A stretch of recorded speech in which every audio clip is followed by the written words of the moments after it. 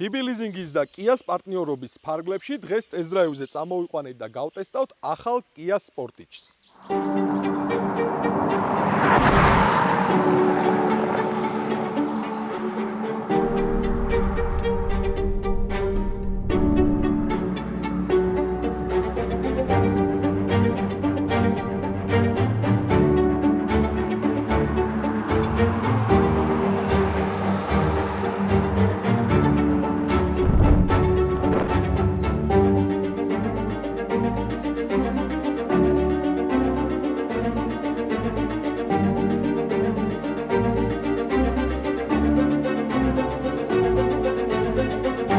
Kia-ს სახელმა ავტოსამყაროში ბოლო აწლეულის განმავლობაში სრულიად ახალი ისტორია დაწერა. Kia-ს ვიცნობდით როგორც ხელმისაწვდომი და პრაქტიკული ავტომობილების მწარმოებელ ბრენდს, მაგრამ დღეს ის პრემიუმ სეგმენტის გვერდით დგას და ხშირ შემთხვევაში ბევრად აღემატება მათ.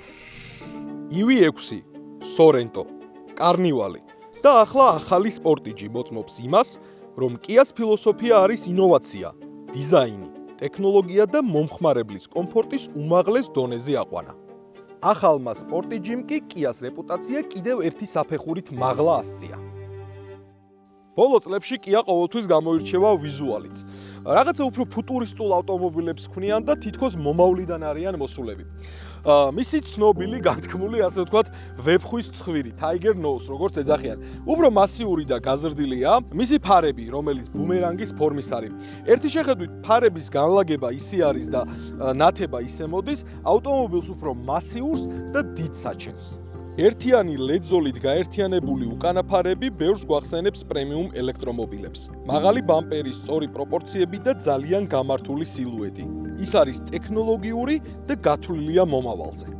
ინტერიერის დიზაინი ისეთივე თანამედროვეა, როგორიც ამ ავტომობილის გამოხედვა.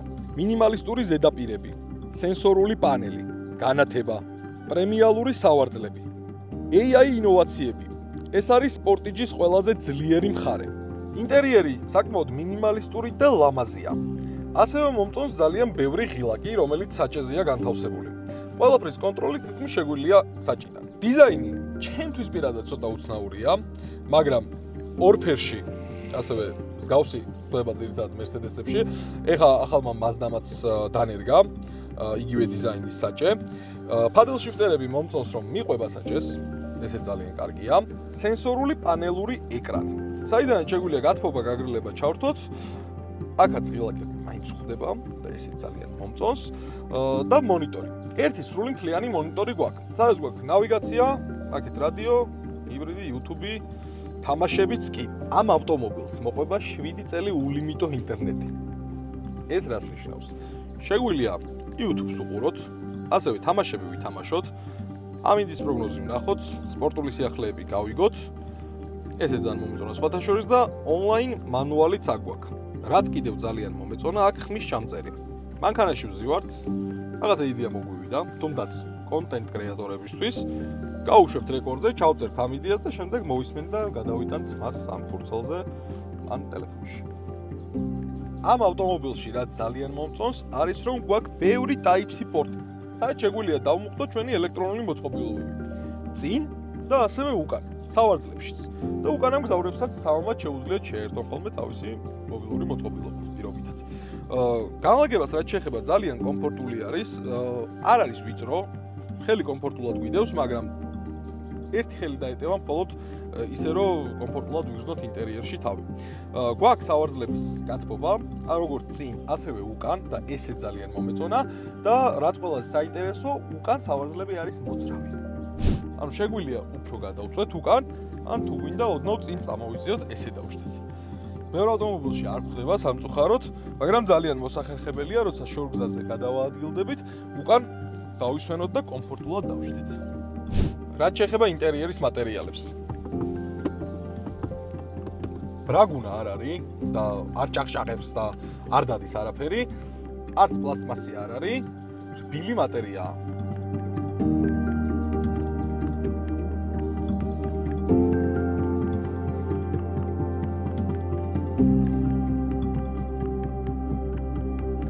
მოდი ვნახოთ, რას მალავს Kia Hood-ის ქვეშ. ოჰო, კაი მძიმე არის. არ გვაქვს ამორტიზატორი და ხელით გვიწევს ძრავის საფარის დამაგრება.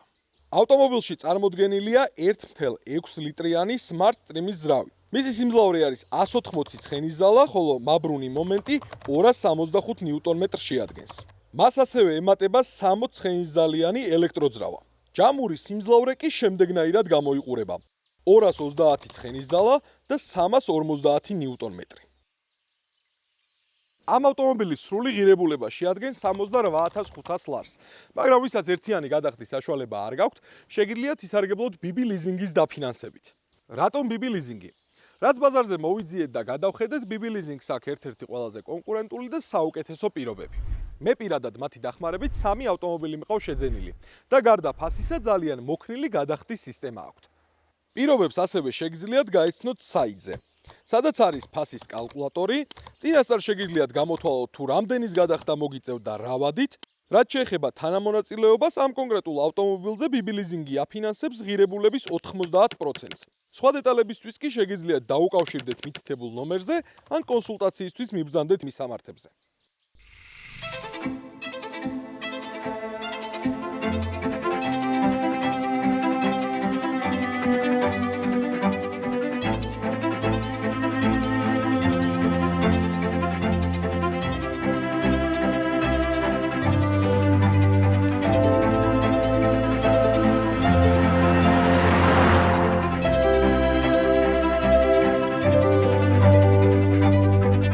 საკმაოდ ინფორმატიული მონიტორი აქვს, თვითონ ძალიან მარტივადაა გამოტანილი ყველა პარამეტრი აბსოლუტურად, იმიტომ რომ არ გვჭირდება სადღაც შესვლა, გამოსვლა, რამის მოძიება და ასე შემდეგ. ეგრევე მარტივად ერთი თითის მოძრაობით სადაც გვინდა შევალთ და ყველაფერს ვნახავთ. გვაქვს რამდენიმე რეჟიმი მართვის.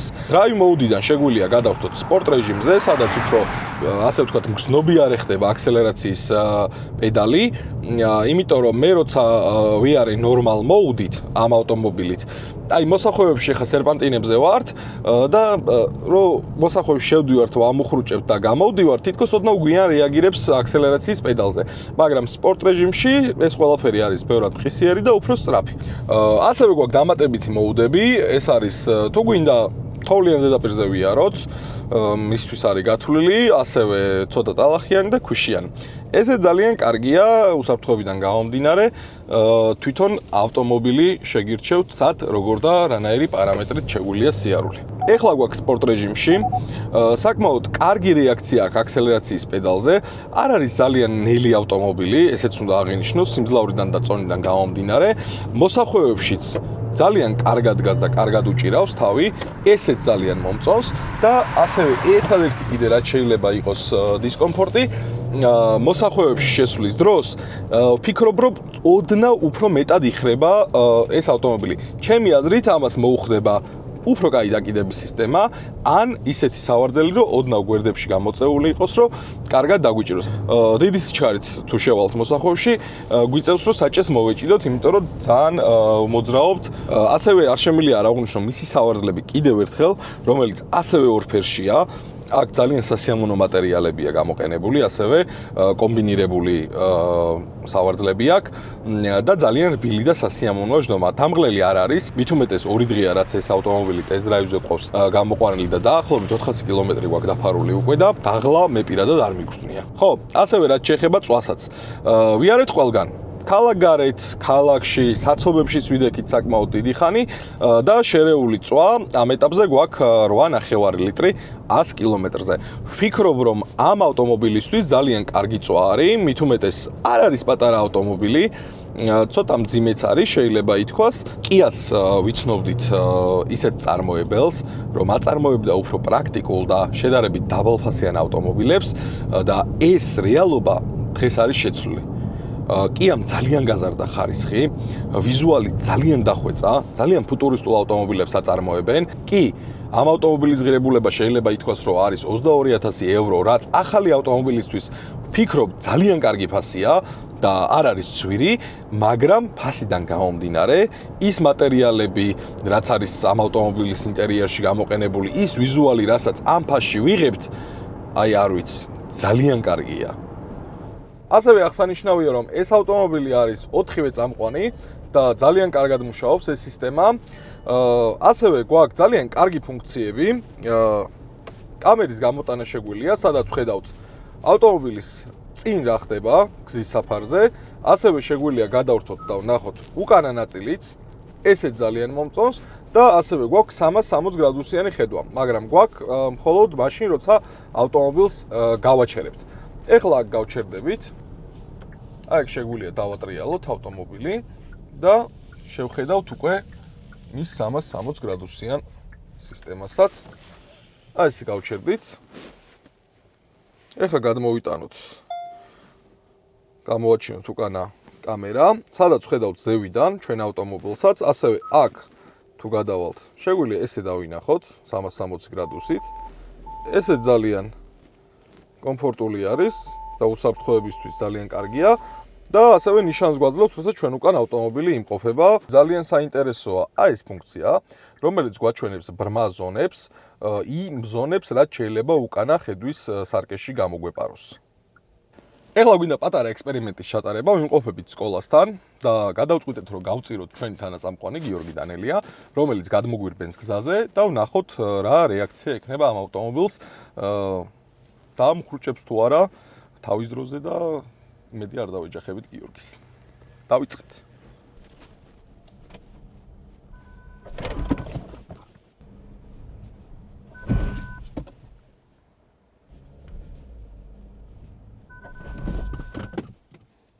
Bravo.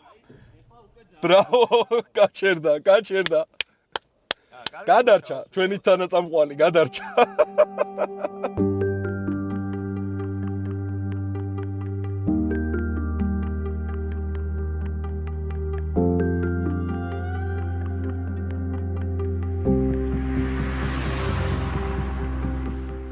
ხო, ასევე ერთი ფუნქცია, რაც კიდე ძალიან მომეწონა, არის ის, რომ თუ არ გვაქვს გათბობა გაგრილება ჩართული, აი ეს ღილაკი შეგვიძლია გამოვიყენოთ ხმის ასაწევად და დასაწევად.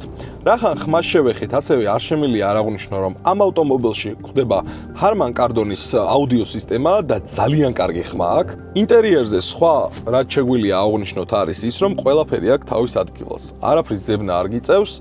ერთი შეხედვით ხედავ ყველაფერს. Sportage თვითგანახლებადია. ემატება ახალი ფუნქციები ისე, რომ სერვისში მისვლა შენ არ დაგჭირდება. Kia Connect App. აპლიკაციიდან მართავ ავტომობილის დაქოქვას, კონდიციონერის ჩართვას, მანქანის გაღება და ჩაკეტვას. ასევე უტარებ დიაგნოსტიკას და ტვირთავ განახლებებს. ნახევრად ავტონომიური მართვა. Sportage ავტომობილს შენთან ერთად მართავს გზაზე. ინარჩუნებს ზოლს. აკონტროლებს წინა ავტომობილამდე დისტანციას. რეაგირებს გვერდით მიმავალ მანქანაზეც. მისი ნავიგაცია წინასწარ გვამცნობს საცობებს, ზოლების საჭიროებას, მოულოდნელ მანევრებს და ასევე ენერგიის ხარჯვას ჰიბრიდის სისტემაში. AI ამუშავებს მონაცემებს და გირჩევს ოპტიმალურ სვლას. ეს ცოტათი Tesla სისტემასაც კი წააგავს. Smart Cruise Control-ი კი სწავლობს შენი მართვის სტილს. AI ალგორითმი სწავლობს როგორ ამოხრუჭებ, როგორ აჩქარებ ავტომობილს და როგორ დისტანციას იცავ შენ წინ მიმავალ ავტომობილებთან. შედეგად ავტონომიურად მართვის დროს იმეორებს შენი მართვის სტილს. და მაინც, მოგვეწონა თუ არა ახალი Kia Sportage? ამაზე ჩვენი პასუხი კია. მით უმეტეს იქიდან გამომდინარე რა სეგმენტზეც ის არის გათვლილი და რა საფასო კატეგორიაში ხდება ეს ავტომობილი, ჩემი აზრით ყოველდღიურ გამოსაყენებელ ავტომობილად იდეალურია. ამ ავტომობილის შეძენა კი BB Leasing-ის დახმარებით თვეში 1582 ლარიდან შეგიძლიათ.